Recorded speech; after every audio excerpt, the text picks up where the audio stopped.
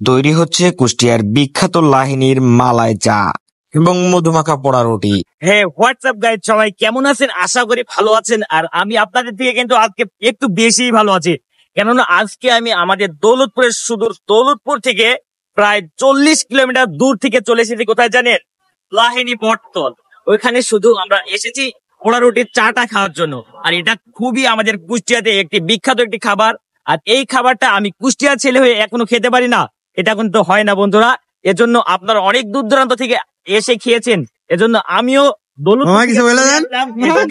খাওয়ার জন্য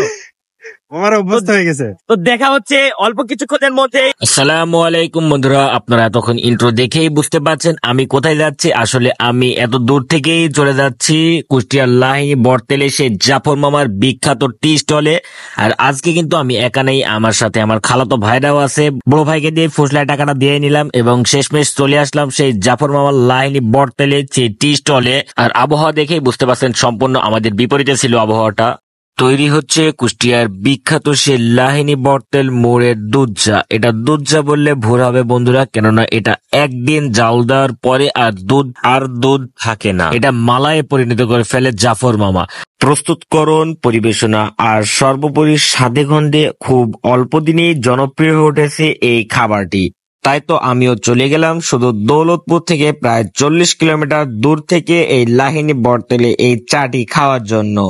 আর ভিডিওটি করতে করতে যে কি যে এক স্মেল বাড়াচ্ছিল এই চাটি থেকে, যা আপনারা না গেলে হয়তো বুঝতেই পারবেন না। আর এই চাটি পরিবেশনা করা হয় কিন্তু মাটির কাপ বা কাঁচের গ্লাসে না, এটা পরিবেশনা করা হয় সম্পূর্ণ নারিকেলের মালয় দিয়ে।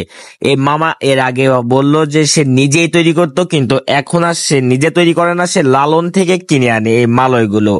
আর এখানকার চাটা এত সুস্বাদু হওয়ার প্রধান কারণ হলো দুধটা সারাদিন জ্বালানো হয় আগুনের তাপে থাকতে থাকতে দুধটা পুরো মিষ্টি হয়ে যায়, কালারটা পুরো লাল রঙে পরিণত হয়।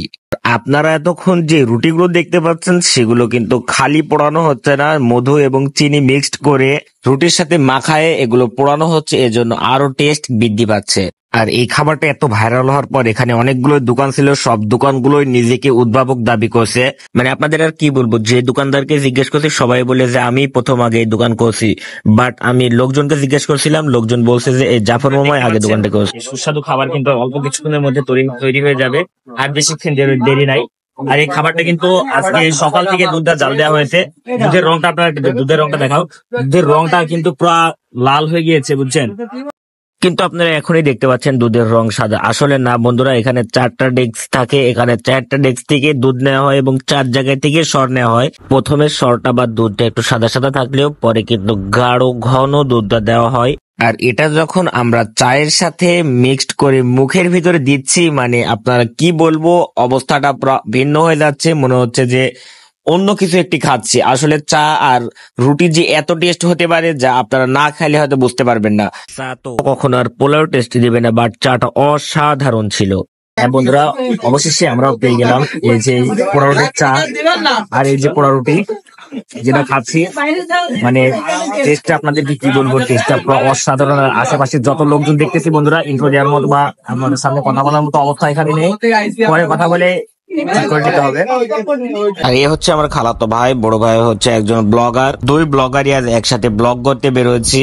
যার সম্পূর্ণ ভিডিওটি দেখলেন তাদের অসংখ্য ধন্যবাদ এবং ভিডিওটি ভালো লাগলে একটি লাইক করে দিন।